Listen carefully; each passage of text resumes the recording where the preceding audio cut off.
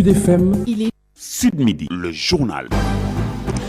Bonjour, merci de choisir Sen Radio pour vous informer à la une de l'actualité Covid-19, un record depuis le début de la pandémie, plus de 200 cas en 24 heures, dont 115 issus de la transmission communautaire et 4 nouveaux décès. La maladie se propage, 12 cas communautaires à Ziguinchor, 11 à Saint-Louis, des cas dans une dizaine de localités à Dakar, des zones reculées touchées. Les autorités insistent sur les gestes barrières.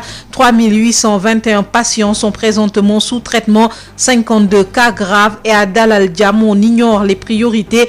On investit dans un centre de greffe, un centre de procréation, alors que le plateau est peu opérationnel, se désole le secrétaire général du Sud-SAS. Mbalo Diatiam sera l'invité de cette édition. Épreuve anticipée de philosophie pour les candidats au baccalauréat édition 2020.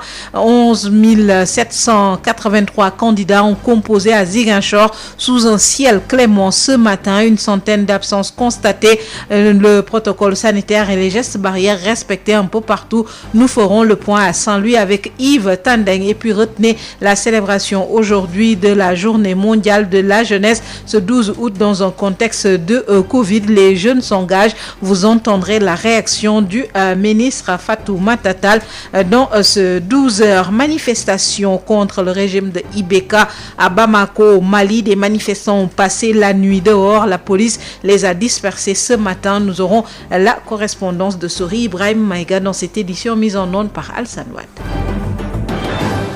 Sud Midi. Bonjour à tous, bienvenue. Une première, le Sénégal franchit la barre des 200 cas quotidiens. En effet, le ministère de la Santé et de l'Action sociale a recensé 207 nouvelles contaminations, dont 115 issues de la transmission communautaire, 12 à Ziguinchor, 11 à Saint-Louis, des cas dans plusieurs localités du pays. Le bilan des décès s'est également alourdi avec 4 nouveaux décès liés à la Covid-19, portant le total à 242, 52 cas graves pris en charge. Voici les détails avec le directeur de la prévention, Dr Elhaj Mamadou Ndiaye. Sur 1842 tests réalisés, 207 sont revenus positifs, soit un taux de positivité de 11,24%. Les cas positifs sont répartis comme suit. 92 cas contacts suivis par nos services et 115 cas issus de la transmission communautaire répartis entre communes ou quartiers suivants. Ziguinchor en a 12, Saint-Louis en a 11, Thiès en a 10, Mbao 6, Keur Massar 5, Almadies 4, Guédiawaye 4, Liberté 6, 4, Les Maristes 4, Cité Djilimbaye 3, HLM 5 3, Kolda 3, Mékhé 3, Ngor 3, Parcelles Assainies 3, Richard Toll 3, Rufisque 3, Cité Port 2, Dakar Plateau 2, Kédougou 2, Mbour 2, Médina 2, Ouest Foire 2, Popenguine 2, Yoff 2, Bounkiling 1, Cambérène 1, Castor 1, Derklé 1, Dieuppeul 1, Fatick 1, Khombol 1, Liberté 1, Matam 1, Mermoz 1, Nord Foire 1, Ouakam 1, Pikine 1, Saraya 1 et Sédhiou 1. 74 patients hospitalisés ont été contrôlés négatifs et déclarés guéris. 52 cas graves sont pris en charge dans les services de réanimation. 4 décès ont été enregistrés ce mardi 11 août 2020. L'état de santé des autres patients est jugé stable. À ce jour, 11 587 cas ont été déclarés positifs, dont 7 523 guéris, 242 décédés et donc 3 821 sous traitement. Le point quotidien de la pandémie avec le docteur Elhaj Mamadou Ndiaye, directeur de la prévention, le ministère de la Santé et de l'Action sociale qui a recensé 207 nouvelles contaminations, dont 115 issues de la transmission communautaire, 12 cas issus de la transmission communautaire à Ziguinchor qui enregistre mercredi 23 cas de contamination au coronavirus. Ces chiffres inquiètent les autorités qui sonnent la mobilisation pour freiner cette maladie. Ben Michel. Konfouti. La région de Ziguinchor s'enlise dans la pandémie à Covid-19. 12 nouveaux cas issus de la transmission communautaire, 11 cas contacts et un décès ont été enregistrés ce mercredi. 3 cas graves sont actuellement suivis au centre de traitement des épidémies et malgré ces chiffres qui font froid au dos, un relâchement total est noté chez les populations. Cette situation alarmante inquiète les autorités de la région qui ont initié des séries de concertations pour stopper l'hémorragie. Pour le député maire de Ziguinchor, Abdoulaye Baldé, une synergie d'action est plus que nécessaire. Si on fait un peu le parallèle de les chiffres officiels dont nous disposons, qui nous renseignent que sur les 241, 129 sont des cas communautaires. 7 quartiers où les foyers existent, des foyers de contamination. Donc, nous avons donné des indications aux délégués de quartier, à ces associations de jeunes, pour que la lutte s'organise. Nous allons y mettre nos moyens, mais de façon générale, nous avons en tout cas sonner l'alerte et puis ressonner la mobilisation pour que toutes ces synergies convergent. Le Conseil régional de la jeunesse va même plus loin en plaidant pour des sanctions sévères contre ceux qui bravent les mesures barrières. Mamadou Talibé Diallo est le président du CRJ de Ziguinchor. Les sanctions doivent être prises en exemple. Ça, nous l'avons crié depuis très longtemps. Depuis fort longtemps, notre cheval de bataille, c'était ça. Lorsqu'on a fini de donner les masques, lorsqu'on a fini de donner tout le matériel nécessaire dans toutes les maisons, on a demandé aux autorités locales et aux autorités administratives de prendre des sanctions, de prendre des mesures nécessaires pour qu'au moins les gens puissent respecter. Bien, la maladie, elle est là à Ziguinchor et elle est en train de faire son bonhomme de sommeil. Tout ça doit être arrêté. On a arrêté le championnat au niveau national. Pourquoi pas les tournois doivent être arrêtés? Oui. Déjà, les bars et discothèques qui ont été réouverts il y a 2 semaines ont été fermés sur instruction du gouverneur de Ziguinchor. Une réunion est d'ailleurs convoquée par le préfet de Ziguinchor pour se pencher sur les nouvelles mesures face à la percée fulgurante de la maladie. Ben Michel Konfoudi, Ziguinchor, Sud FM. Ben Michel Konfoudi, Ziguinchor, qui enregistre ce mercredi 23 cas de coronavirus, dont 12 issus de la transmission communautaire. Touba, le district sanitaire enregistre au total 699 cas, 44 décès au niveau de la région, selon le médecin-chef du district, Dr Ndeye Maguette Ndiaye. À Touba, 4 nouveaux cas sont recensés, donc 8 sont hospitalisés, 21 suivis à domicile. Puis restons dans le secteur de la santé avec la démission du PCA de l'hôpital Dalal Jamm, le docteur Papa Touré, qui s'offusque de la subvention d'1,5 milliard de francs CFA pour la construction des bâtiments destinés à abriter un centre de greffe de moelle et un centre de procréation médicalement assisté, une subvention qui ne répond pas aux besoins immédiats de l'hôpital ni à l'urgence imposée par la pandémie de Covid-19. En effet, l'hôpital Dalal Jamm de Guédiawaye fonctionne comme un dispensaire. Les structures essentielles de son plateau technique ne sont toujours pas fonctionnelles, explique Mbalo Diatiam. Les priorités sont à revoir selon le secrétaire général du SUTSAS, président de l'Alliance Gueusseum, joint par Ndeye Mariam Ndiaye. Nous avons tout le temps protesté parce que c'est un hôpital qui a commencé à être construit depuis 2006. On est presque en 2016. Et c'est un hôpital qui déjà a connu près de 32 milliards donc de génie civil, d'investissement génie civil et près de 16 milliards d'équipements. Et nous avions même dit dans une de nos déclarations, vous pouvez voir les archives, que c'est un hôpital qui a encore un gros dispensaire. Parce que jusqu'à un passé récent, c'est un hôpital qui ne faisait que de l'hôpital de jour. Or, c'est un hôpital de dimension internationale parce que c'est un hôpital qui dispose même d'un héliport. Donc, il y a toutes les commodités normalement et il y a de grands espaces pour Dalal Jamm. Donc, Dalal Jamm conçut un problème et ceux qui étaient là aussi jusqu'à présent, je pense que devaient donc pouvoir faire davantage. Donc, ça, c'est notre intime conviction. Bon, maintenant, quand il s'agit de choix à faire et que peut-être le conseil d'administration n'aurait pas été saisi, ou bien c'est d'autres, disons, responsables de l'hôpital qui ont dû présenter le projet au chef de l'État, qui a ce projet donc qui a pu charmer le chef de l'État ou bien qui a dû le convaincre au point donc de prévoir donc ce pactole. Nous pensons aussi que cet hôpital aura bénéficié de cela, mais aussi ça n'enlève en rien la pertinence des gaps que le professeur a relevés et qu'il faut combler parce qu'un hôpital il est un hôpital ou bien il ne l'est pas. Mbalo Diatiam, secrétaire général de SUTSAS, par ailleurs président de l'Alliance And Gueusseum, sera tout à l'heure notre invité. Sous un ciel clément, les 11 783 candidats au bac ont composé ce matin à Ziguinchor pour l'épreuve anticipée de philosophie, un test réussi pour les autorités, mais même si on déplore une centaine d'absences, Ignace Ndeye. Le ciel de Ziguinchor clément ce matin, du moins pour le moment. Les 11 783 candidats au baccalauréat dans la région se sont penchés sur les épreuves anticipées. Des épreuves anticipées, un test grandeur nature réussi selon l'inspecteur d'académie de Ziguinchor, Cheikh Faye. C'est un test très bien réussi parce que, comme vous l'avez constaté, le dispositif sanitaire est en place. La présence des élèves à un niveau très satisfaisant. N'est-ce pas, de même que la présence des surveillants. Il n'y a pas de problème signalé, ni à Ziguinchor, encore moins dans les départements, donc c'est un test réussi. Vraiment, l'examen se déroule dans de bonnes conditions. Nous osons espérer que ça sera la même chose à la session générale. En tout cas, on restera vigilant, on restera donc très alerte pour, en tout cas, maintenir ce dispositif de surveillance, ce dispositif de contrôle pour assurer, n'est-ce pas, les conditions d'un déroulement normal des examens à la session générale. Gel hydroalcoolique, lave-mains, à l'entrée des différents centres avec des préposés au thermoflash. Le protocole sanitaire respecté. Les épreuves se sont déroulées normalement, comme les autorités ont pu le constater dans le traditionnel tournée dans quelques centres de la commune.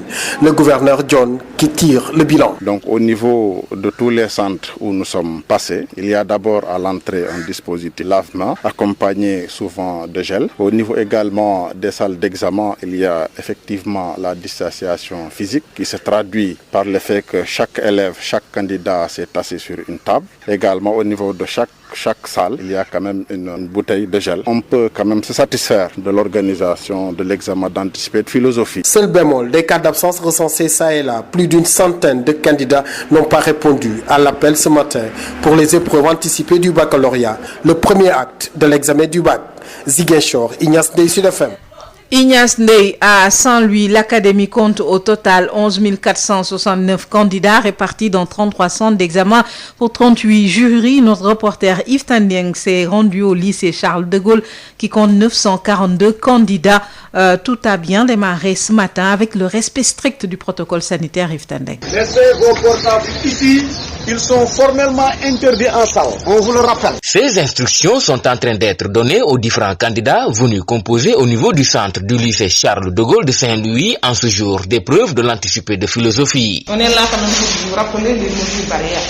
Mettez-vous en position diagonale et portez vos masques. Un centre d'examen qui compte 942 candidats répartis en 2 jurys, renseigne Lotadien, le chef du dit centre. Nous avons le jury 1176. Pour ce jury-là, total inscrit, c'est 442 candidats. En garçons, nous avons 161 et en filles, 281. Et ce jury est réparti entre 2 séries, la série L' et la série L2. Et l'autre jury, c'est le jury 1177. Total inscrit 500 candidats, en garçons 216 et en filles nous avons 284. Elle rassure aussi quant au démarrage et au bon déroulement de cette épreuve d'anticipé de philosophie. Oui, tout a bien démarré. J'ai moi-même fait le tour de toutes les salles de classe. C'était quand même pour insister sur les mesures barrières. L'ensemble des surveillants affectés sont là. Un centre d'examen bien sécurisé par les éléments de la police avec également un respect strict du protocole sanitaire. Gambi Diagne est le coordonnateur du comité d'alerte et de veille au niveau de ce lycée. Vous savez qu'au Sénégal, avec la Covid-19, le régime sanitaire prime sur le régime pédagogique. Donc, par conséquent, tout manquement au niveau sanitaire aboutit forcément à des sanctions qui sont prévues par les textes. On peut même fermer un établissement en cas de manquement du protocole sanitaire. Et c'est la raison pour laquelle le lycée Charles de Gaulle a pris les devants. Toutefois, 34 absences de candidats furent enregistrées, dont 13 garçons et 21 filles, au niveau de ce centre qui fait partie des 33 centres d'examen de l'Académie de Saint-Louis, qui compte en tout 11 469 candidats. Saint-Louis, Yves Tandeng, Sud FM. Mon déroulement de l'épreuve anticipée de philosophie du baccalauréat édition 2020 à Bombay, des réaménagements ont cependant été opérés au lycée de Bombay à cause de l'étanchéité des salles de classe à Damaniaï. Ils sont 8232 candidats répartis dans 28 jurys à subir les épreuves anticipées de philosophie dans un contexte marqué par la pandémie de la Covid-19. Au lycée technique Cheikh Ahmadou Bamba, Bamba, le protocole sanitaire est respecté à la lettre. Elhadji Bara Sow est le proviseur du lycée technique Cheikh Ahmadou Bamba. On a eu à procéder au lavage des mains de l'ensemble des candidats. On a eu des thermoflash qui nous ont permis de les tester tous. Et à 7h30, on a été en salle vérifier l'installation. C'est le jury 1404 qui est composé de 3 séries, la série S1, la série S3 et la série S2, avec un nombre total de 276 candidats. L'examen de philosophie aujourd'hui, vraiment au niveau du centre lycée technique Ahmadou Bamba, tout va très bien. Tous les candidats ne se sont pas présentés malheureusement, mais ils ne sont pas nombreux, ils sont juste au nombre de 3 au total sur 276. Au lycée de Bambey, c'est le même dispositif qui a été mis en place. Un agent de la Croix-Rouge, thermoflash à la main, a été prépositionné devant la porte de l'école pour mesurer la température des candidats. Toutefois, des réaménagements ont été opérés pour éviter la pluie. Alpha Diawara est le proviseur de ce lycée. Le protocole a été respecté. Comme on a des salles qui datent de longtemps, donc nous on a préféré déplacer les salles d'examen vers d'autres salles où il n'y a pas de problème d'étanchéité. C'est ce qui explique que nos salles en dalle, il y a toujours des problèmes de santé qui se posent. On a déplacé les élèves vers des salles où l'eau ne va pas suinter. Donc ça c'est pour des questions de sécurité. Et ceci qui explique également la délocalisation du deuxième jury qui était prévu au lycée. Et on l'a amené à l'école Sainte-Croix. Diourbel Sud FM, Adama Ndiaye. Adama Ndiaye, parlons à présent de la célébration de la Journée mondiale de la jeunesse ce 12 août dans ce contexte de Covid-19, occasion pour la ministre de la Jeunesse d'interpeller les jeunes pour le respect strict des mesures établies. Néné Fatoumata Tall estime qu'il faut accentuer la sensibilisation. Elle réagit au micro de Mame Diarra Da Silva. Les jeunes, de manière générale, ont très tôt pris conscience de la crise sanitaire liée au coronavirus et ils se sont en conséquence investis dans la sensibilisation à l'adoption des gestes barrières. Et j'en veux pour preuve l'implication volontaire et citoyenne du Conseil national de la jeunesse, la participation également active d'autres mouvements et associations de jeunes. Et c'est le lieu pour moi de réitérer à tous ces milliers de jeunes mes félicitations et encouragements à poursuivre et renforcer leur engagement dans la lutte contre cette pandémie. En revanche, il faut le déplorer, il y a des jeunes, pas la majorité heureusement, qui n'ont pas pris l'exacte mesure de la situation et ils feignent d'ignorer les mesures de prévention sanitaire et les prescriptions administratives et en défiant l'autorité. Je pense qu'aujourd'hui, il y a lieu d'exhorter les jeunes à davantage adopter et faire adopter par leurs pairs les mesures de prévention sanitaire, comme le port du masque, l'évitement des rassemblements dans les espaces de loisirs, les plages, les terrains de football, etc. Et nous devons surtout, en complément des mesures administratives contraignantes, poursuivre, accentuer la sensibilisation chez les jeunes qui font fi des mesures de prévention en leur faisant comprendre qu'ils portent une grande responsabilité dans le bien-être de leurs parents. Il a été établi que les jeunes qui sont pour la plupart des porteurs asymptomatiques, ils constituent plus de 50% des malades et transmettent souvent le virus aux personnes âgées qui en souffrent le plus dans nos maisons. C'est pourquoi ces jeunes doivent être amenés à respecter les mesures barrières pour le bien de chacun et plus particulièrement les parents, grands-parents également qui sont atteints de comorbidité. Le reportage du jour. Il nous mène à Sédhiou. Les techniciens des eaux et forêts appellent à une exploitation rationnelle des ressources forestières pour combattre la pauvreté. Le quota annuel alloué à l'exploitation est de 7%, largement en deçà des autorisations, pendant que d'autres s'adonnent à des coupes illicites de bois. Le nouvel inspecteur régional et commandant des eaux et forêts de Sédhiou sensibilise les communautés sur les opportunités du couvert végétal. Un reportage de Moussa Drab. Défi de la protection des massifs forestiers contre les coupes illicites et à grande échelle artificielle de bois est au cœur des préoccupations des techniciens des eaux et forêts de la région de Sédhiou. Lors d'une tournée qu'il a initiée la semaine dernière, le nouvel inspecteur régional et commandant des eaux et forêts de Sédhiou a fait savoir que le quota de consommation affecté à la région de Sédhiou est bien en deçà de ce qui est autorisé.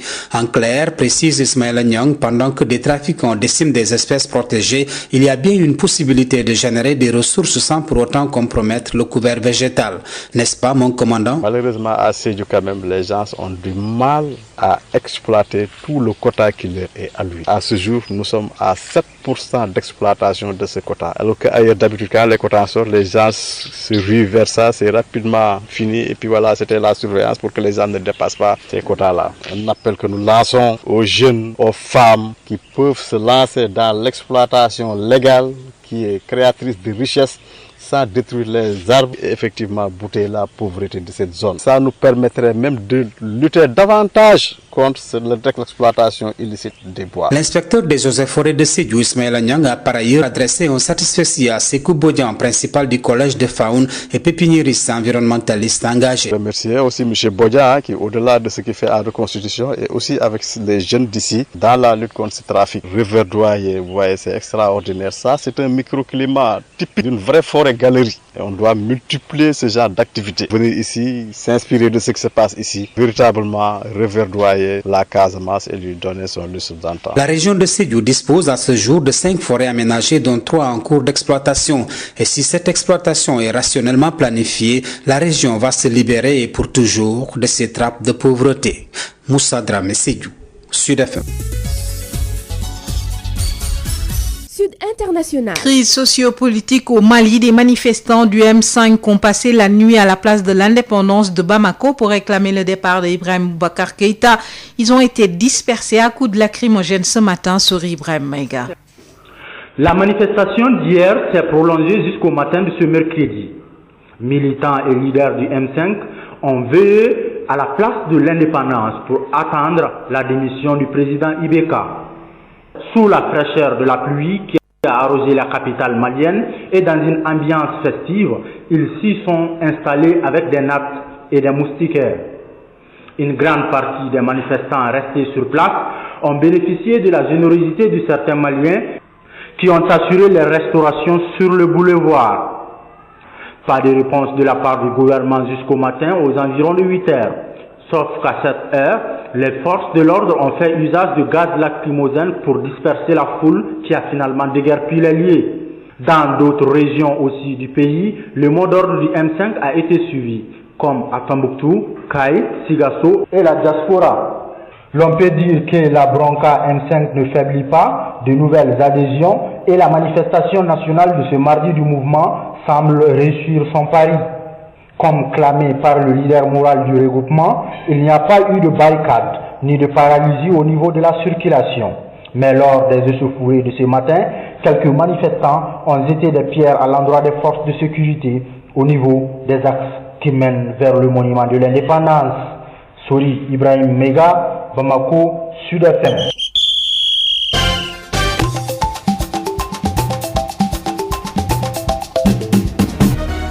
La page sport, Odile Minkilan, bonjour. Bonjour Isegnon, football, début des quarts de finale de la Ligue des Champions ce mercredi à Lisbonne. L'Atlanta de Bergame contre le Paris Saint-Germain à 19h. Un match couperé où le Paris Saint-Germain part favori d'après le coach de Slofa, Arbi Kamara. Arbi Kamara que nous allons écouter. Arbi qui nous parle du match qui oppose l'Atlanta Bergame au Paris Saint-Germain ce soir à 19h. Un match où le Paris Saint-Germain est favori selon le coach de Slofa, Arbi Kamara. Sera disputé âprement parce que vous savez les deux équipes sont des équipes qui se sont très très bien préparées par rapport à ce match et c'est un match couperé. Cette fois-ci, il n'y aura pas d'aller-retour, c'est un aller simple. Et donc, chaque équipe va défendre sa chance. Et vous savez que le Paris Saint-Germain est une équipe avec beaucoup d'individualité. Et l'Atalanta Bergame est une équipe qui se focalise sur le collectif. Voilà, donc là, le Paris Saint-Germain va jouer peut-être sans Mbappé et va jouer aussi sans sans Di Maria, mais je pense qu'il y aura Icardi, il y aura Neymar, il y aura Xabi, voilà. Le Paris Saint-Germain va jouer aussi sans Verratti, alors que l'Atalanta Bergame sera là et tout son groupe sera là. Mais moi, je donnerai un léger avantage au Paris Saint-Germain, vu la stabilité qui est là-bas, et une bonne défense qui ne prend pas de but actuellement, une équipe qui marque des buts. Et par contre, l'Atalanta de Bergame est une équipe qui joue très bien au football, mais qui manque d'expérience par rapport au Paris Saint-Germain. Voilà, donc moi je donnerai un léger avantage au Paris Saint-Germain pour ce match-là.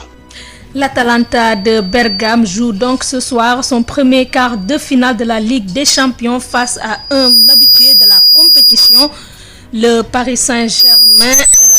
Saint-Germain, un habitué de la compétition. Le match est prévu ce soir à 19h GMT. Pour rappel, la qualification se joue sur un seul match. Basketball à présent, pour parler de la crise notée ces dernières années dans le basketball sénégalais. Le président de la fédération et des acteurs de club ne parlent plus le même langage.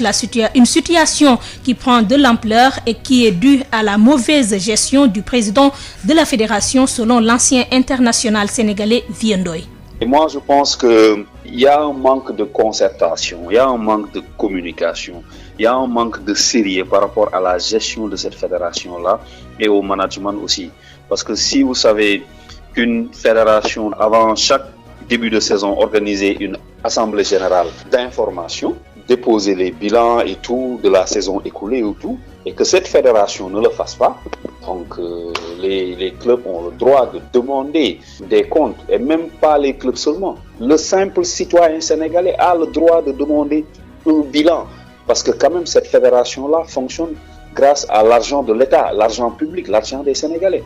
Donc moi je me dis que actuellement tous les problèmes, tous les maux du basketball tournent autour de la gestion financière surtout. Maintenant, face à cette situation, qu'est-ce qu'il faut faire? Mais c'est le ministère des Sports qui a délégué ses pouvoirs à cette fédération-là pour gérer le basketball sénégalais. Maintenant, actuellement, il y a énormément de problèmes. Du moment où que le président de la fédération ne veut pas prendre de la hauteur pour discuter avec les gens, au lieu de discuter, il envoie des menaces à l'encontre de ces présidents-là, de ces acteurs du basket-là, qui n'ont dit que pour la bonne marche de cette discipline-là. Or, on se rend compte qu'actuellement, le basketball est en train de régresser, il y a énormément de problèmes, il y a énormément de scandales, des menaces et tout. Donc, moi, je me dis que là où on en est, la confiance, elle est rompue entre cette fédération-là et le CRBS, comme on dit. Maintenant, c'est au ministre des Sports de siffler la fin et de remettre le basketball sur les rails, parce que c'est son devoir aussi. Voilà, Issegna, c'est cet élément de Viendoy qui siffle la fin de cette page des sports. Merci beaucoup Odile Minkilan. Nous accueillons notre invité. Sud Midi, l'invité. Il s'agit de Mbalo Diatiam, secrétaire général du SUTSAS, président de l'Alliance And Gueusseum. Il répond aux questions de Ndeye Mariam Ndiaye. Mbalo Diatiam, bonjour. Bonjour, madame. Vous êtes le secrétaire général du SUTSAS et aussi le président de l'Alliance And Gueusseum. Aujourd'hui, dites-nous comment se présente le plateau technique médical ici au Sénégal. Bon, en tout cas, il se porte relativement bien parce qu'il y a eu quand même beaucoup d'avancées au plan du relèvement de ce plateau, parce qu'il y a eu beaucoup d'acquisitions au niveau des scanners, au niveau aussi d'autres appareils tels que les angios, etc. Donc, il y a eu beaucoup d'efforts qui ont été faits, mais ces efforts n'ont pas un caractère purement national, parce qu'il y a des disparités quand même entre régions, les disparités entre départements. Donc, à telle enseigne que c'est des efforts qui doivent encore être soutenus. Maintenant, nous avions tout le temps réclamé ce qu'on appelle le budget consolidé d'investissement, le BCI, qui devait permettre aux structures hospitalières, pour l'essentiel, de pouvoir investir. Parce que quand un hôpital n'arrive pas à équilibrer ses comptes, quand un hôpital n'a pas un excédent de croissance qui lui permet de faire des investissements, donc il sera toujours à la traîne. Et je pense que le fondement de la réforme hospitalière, c'était faire en sorte que chaque hôpital ait son projet d'établissement. Malheureusement, ces projets n'ont pas été financés correctement. Et de ce point de vue, nous avons des gaps extrêmement importants, ça et là. Donc voilà, en gros, il y a des efforts qui ont été faits parce que nous ne sommes pas des nihilistes, mais il y a beaucoup de gaps donc à combler, non seulement au niveau des infrastructures, c'est-à-dire la distribution des hôpitaux, mais leur montée aussi en puissance, parce que jusqu'à présent, on n'en est qu'à la première génération d'hôpitaux de niveau 1. Or, dans une pyramide, la base doit être plus large. Donc aujourd'hui, avec la perspective départementale, donc nous pensons que chaque département aurait dû disposer son hôpital, donc de niveau 2, pourquoi pas de niveau 3. Parce que donc c'est l'acte de la décentralisation qui le définit ainsi. Concernant le plateau médical, est-ce que vous trouvez que c'est adéquat aujourd'hui d'orienter certains investissements vers la création de centres, par exemple de PMA et aussi de centres de greffe? Ouais, c'est des choix à faire parce que si on parle aujourd'hui de la souveraineté sanitaire, ça c'est compte tenu aussi de cette pandémie donc qui a mis à nu presque tous les systèmes. Si nous devons donc penser à ces souverainetés donc sanitaires, c'est une manière donc de faire en sorte qu'il y ait moins d'évacuation donc hors du pays ou hors du continent. Et de ce point de vue, ce choix-là donc il est judicieux parce que c'est une médecine de pointe dont on ne dispose pas. Et si on en a besoin même pour un seul malade ou bien pour 2 malades, donc le jeu en vaut la chandelle. Maintenant, comment on est parvenu donc à accepter donc à faire ce choix-là? Donc peut-être on peut discuter donc sur la forme par rapport au conseil d'administration. Donc s'il s'agit maintenant principalement de l'hôpital Dalal Jamm de Guédiawaye, nous avons tout le temps protesté parce que c'est un hôpital qui a commencé à être construit depuis 2006. On est presque en 2016 et c'est un hôpital qui déjà a connu près de 32 milliards donc de génie civil, d'investissement génie civil et près de 16 milliards d'équipements. Et nous avions même dit dans une de nos déclarations, vous pouvez voir les archives, que c'est un hôpital qui a encore un gros dispensaire. Parce que jusqu'à un passé récent, c'est un hôpital qui ne faisait que de l'hôpital de jour. Or, c'est un hôpital de dimension internationale parce que c'est un hôpital qui dispose même d'un héliport. Donc, il y a toutes les commodités normalement et il y a de grands espaces pour Dalal Jamm. Donc, Dalal Jamm constitue un problème. Et ceux qui étaient là aussi jusqu'à présent, je pense que devaient donc pouvoir faire davantage. Donc ça, c'est notre intime conviction.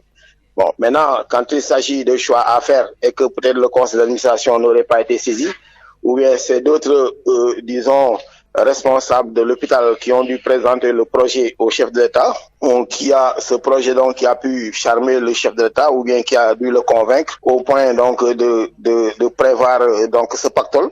Nous pensons aussi que cet hôpital donc aura bénéficié de cela, mais aussi ça n'enlève en rien la pertinence des gaps que le professeur a relevés et qu'il faut combler parce qu'un hôpital, il est un hôpital ou bien il ne l'est pas. Justement, dans ce contexte de Covid-19, comment vous trouvez aujourd'hui cette riposte concernant cette pandémie? Oui, bon, heureusement que pour nous autres, à Andeguesum, on a alerté depuis le mois de février. En son temps, nous n'avions pas enregistré un seul cas de Covid.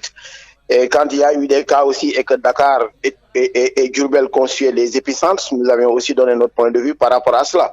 Mais je pense que l'heure n'est plus au procès. Ce qui est important, c'est que là où certains pays ont fait des avancées, ils ont été aussi rattrapés aussi, et la Covid donc a repris de plus belle. C'est une maladie qu'on arrive difficilement à cerner.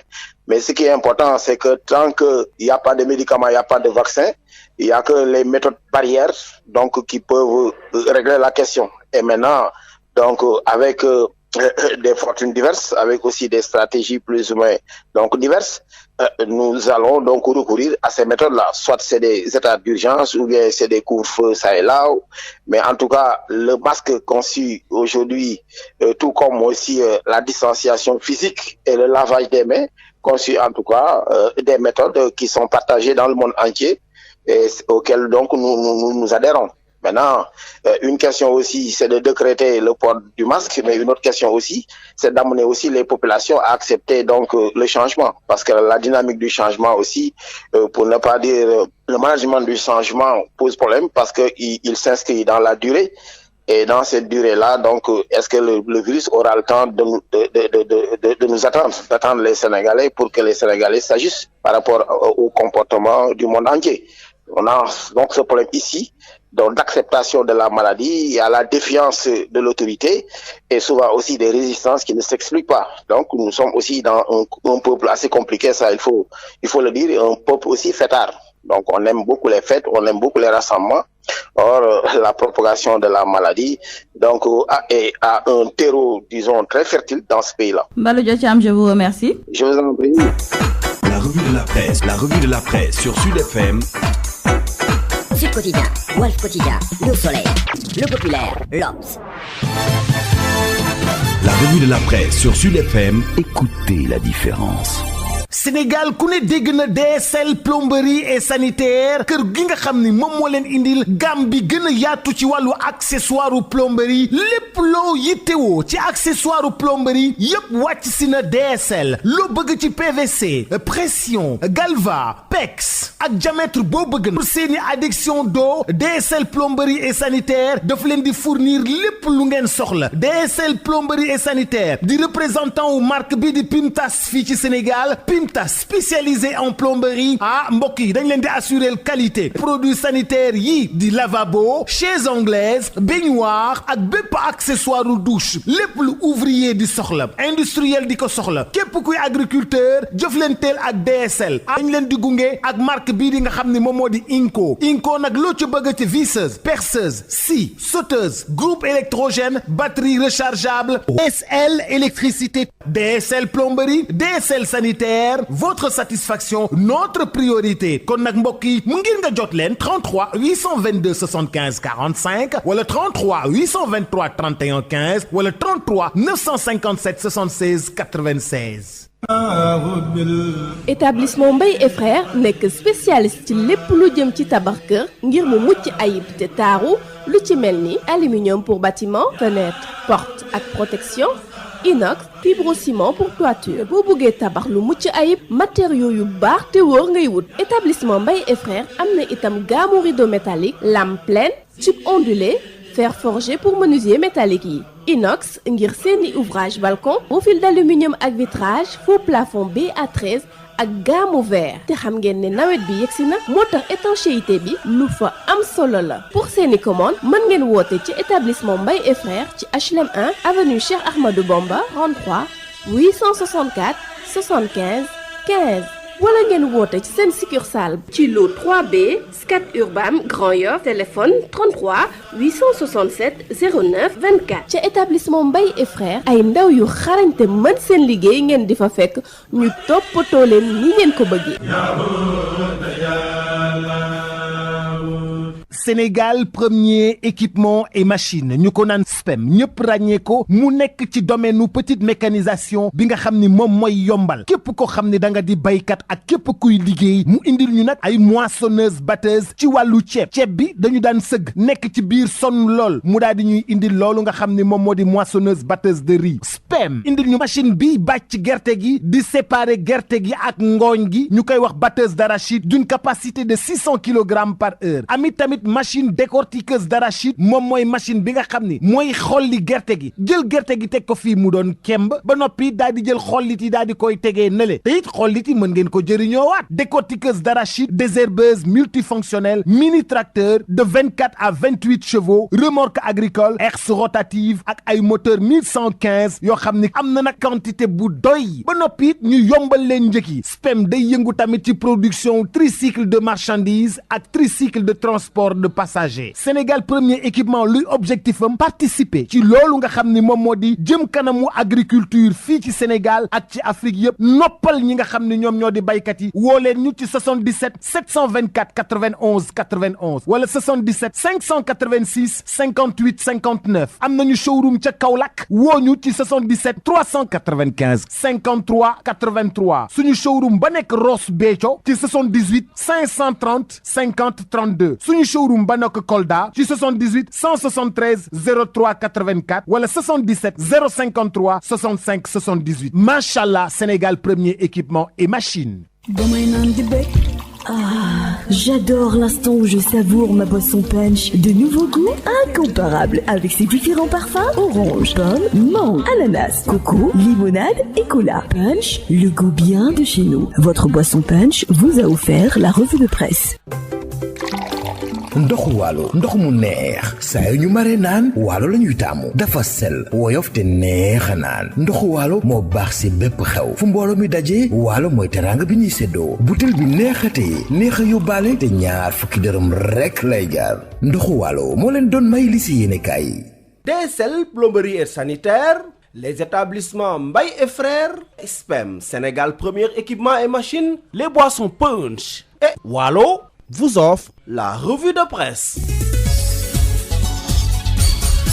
Mesdames et messieurs, bonjour. Les difficultés des collectivités territoriales, on en parle aujourd'hui avec nos confrères de Sud Quotidien qui nous indiquent que des collectivités territoriales toutes entières sont au bord de l'implosion et certaines sont même aujourd'hui confrontées aux problèmes les plus élémentaires, comme prendre en charge les salaires de ces agents du fait de l'absence d'un dispositif de financement efficace opérationnel. Lancé le 19 mars 2013 par le président Macky Sall, la réforme acte 3 de la décentralisation dont l'objet et de faire des collectivités territoriales des espaces viables porteurs de développement peine toujours à prendre son envol. Et selon nos confrères de Sud Quotidien, le retard noté dans le lancement de la deuxième phase de cette réforme qui devrait intervenir au lendemain des élections municipales et départementales de 2014 a fini de plomber l'existence même de certaines collectivités territoriales. Donc aujourd'hui, 7 ans après la mise en œuvre de l'acte 3 de la décentralisation, force est de constater que les fruits n'ont pas encore tenu la promesse des fleurs. La situation actuelle des collectivités territoriales est toujours en deçà des attentes du chef de l'État et ce sur tous les plans. Restons avec nos confrères du journal Sud Quotidien et c'est pour signaler que le professeur Papa Touré a claqué la porte du conseil d'administration de l'hôpital Dalal-Jamm de Guédiawaye. Il l'a signifié dans une lettre de démission adressée au président de la République en date du 10 août dernier et il y déplore la décision de la subvention d'1,5 milliard de francs CFA pour la construction de 2 bâtiments destinés à abriter un centre de greffe de moelle et un centre de procréation médicalement assistée au détriment des structures essentielles de son plateau technique. Nos confrères de 24 heures nous parlent de fracassante démission du PCA car pour le professeur Papa Touré, la décision prise par le chef de l'État Macky Sall ne répond ni aux besoins immédiats de cet hôpital, ni à l'urgence qu'impose la pandémie de Covid-19, ni aux impératifs de santé publique. Cependant, nous disent nos confrères du journal L'Évidence, cet acte posé par le professeur Papa Touré est jugé lâche, méchant et irresponsable par nos confrères du journal L'Évidence. Car selon nos confrères, le professeur est à une semaine de la fin de son mandat à la tête de cette structure. Et nos confrères se demandent même pourquoi ce dernier jette l'éponge à une semaine de la fin de son mandat à la tête de cette structure. En tout cas, concernant la gestion de la Covid-19, nos confrères de Critique nous parlent aujourd'hui de cette stigmatisation et la honte qui font que beaucoup de VIP qui ont contracté cette maladie préfèrent se cacher. Grands hommes d'affaires, personnalités influentes, stars ou vedettes, le coronavirus semble s'en prendre cruellement à une catégorie sociale composée de personnes aisées et vulnérables. Seulement, si le virus parvient à abattre certaines sommités, c'est que par peur du qu'en dira-t-on, beaucoup d'entre elles meurent à domicile ou arrivent in extremis dans les mains des médecins. Toujours concernant la Covid-19 dans le quotidien LAS, nos confrères écrivent qu'il y a alerte rouge à Kédougou et Kaolack, car au niveau de ces 2 localités, une flambée des cas communautaires est notée depuis le retour de la fête de Tabaski. Cependant, nos confrères tiennent à préciser que pratiquement toutes les régions sont infectées à nouveau, même si Dakar demeure toujours l'épicentre. La flambée des cas communautaires à l'intérieur du pays inquiète. Et nous parlons à présent avec nos confrères du journal Libération de ce parfum de représailles dénoncé par l'Union des magistrats du Sénégal. En effet, le président du tribunal de Podor a été affecté à Thiès comme conseiller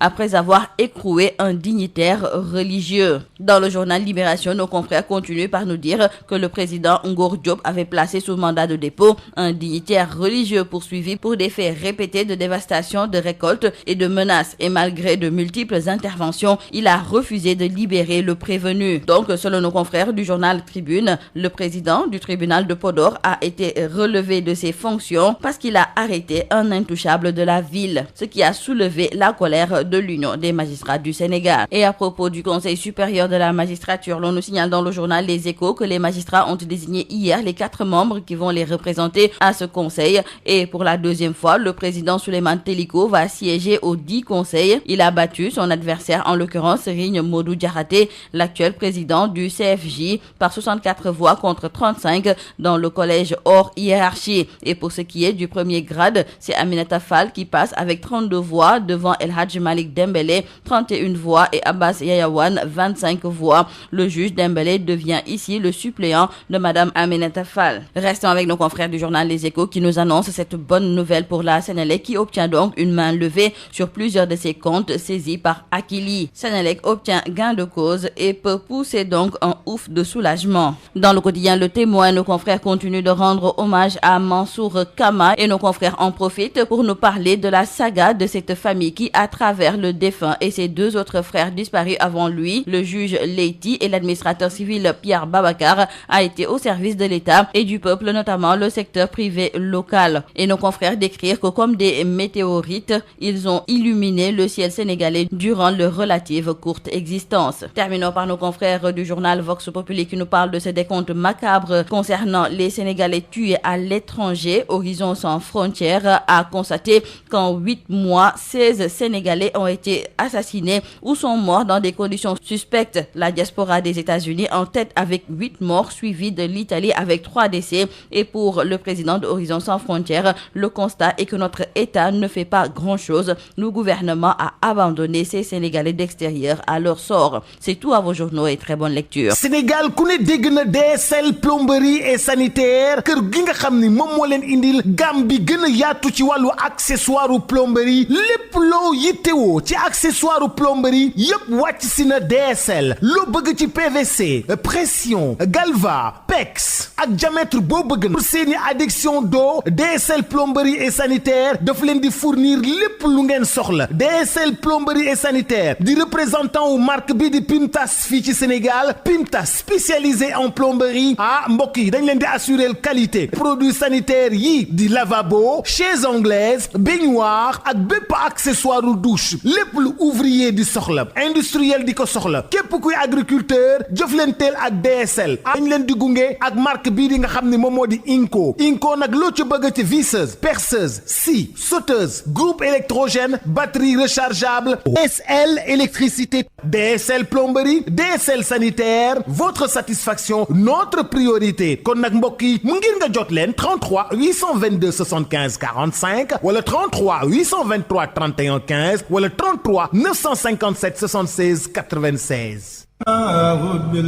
Établissement Mbaye et Frères nekk spécialiste ci lépp lu jëm ci tabax kër ngir mu mucc ayib te taaru lu ci mel ni aluminium pour bâtiment fenêtre porte ak protection inox fibrociment pour toiture boo bëggee tabax lu mucc ayib matériaux yu baax te wóor ngay wut. Établissement Mbaye et Frères am na itam gamme rideau métallique lame pleine tube ondulé fer forgé pour menuisier métallique yi inox ngir seeni ouvrage balcon profil d'aluminium ak vitrage faux plafond BA13 ak gamme verre te xam ngeen ne nawet bi yegsi na moo tax étanchéité bi lu fa am solo la. Pour seeni commande mën ngeen woote ci établissement Mbaye et Frères ci HLM 1 avenue Cheikh Ahmadou Bamba 33 864 75 15 wala ngeen woote ci seen succursale ci lot 3B Scat Urbam Grand Yoff téléphone 33 867 09 24 ca établissement Mbaye et Frères ay ndaw yu xarañte mën seen liggéey ngeen di fa fekk ñu toppatoo leen ni ngeen ko bëggee. Sénégal premier équipement et machine ñu ko naan SPEM ñëpp ràññee ko mu nekk ci domaine u petite mécanisation bi nga xam ni moom mooy yombal képp ko xam ni da nga di baykat ak képp kuy liggéey mu indil ñu nag ay moissonneuse batteuse ci wàllu ceeb bi dañu daan sëgg nekk ci biir sonn lool mu daal di ñuy indil loolu nga xam ni moom moo di moissonneuse batteuse de riz SPEM indil ñu machine bi bàcc gerte gi di séparer gerte gi ak ngooñ gi ñu koy wax batteuse d'arachide d'une capacité de 600 kg par heure tamit machine décortiqueuse d'arachide moom mooy machine bi nga xam ni mooy xolli gerte gi jël gerte gi teg ko fii mu doon kemb ba noppi daal di jël xollit yi daal di koy tegee nele te it xollit yi mën ngeen ko jëriñoowaat décortiqueuse d'arachide désherbeuse multifonctionnelle mini tracteur de 24 à 28 chevaux remorque agricole herse rotative ak ay moteur 1115 yoo yoo xam ni am na nag quantité bu doy ba noppi it ñu yombal leen njëkk yi. SPEM day yëngu tamit ci production tricycle de marchandises ak tricycle de transport de passagers. Sénégal premier équipement luy objectif am participer ci loolu nga xam ni moom moo di jëm kanamu agriculture fii ci Sénégal ak ci Afrique yëpp noppal ñi nga xam ni ñoom ñoo di baykat yi woo leen ñu ci 77 724 91 91 wala 77 586 58 59 am nañu showroom ca Kaolack woo ñu ci 77 395 53 83 suñu showroom ba nekk Ross Béthio ci 78 530 50 32 suñu showroom ba nekk Kolda ci 78 173 03 84 wala 77 053 65 78 machallah Sénégal premier équipement et machine.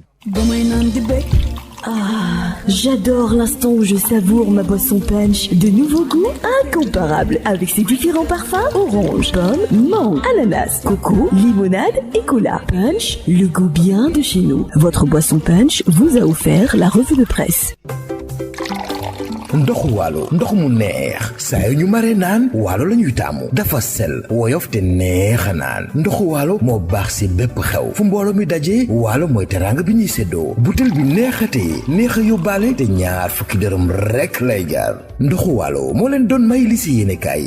DSL plomberie et sanitaire, les établissements Mbaye et Frères, SPEM Sénégal premier équipement et machine, les boissons Punch et Waalo vous ont offert la revue de presse.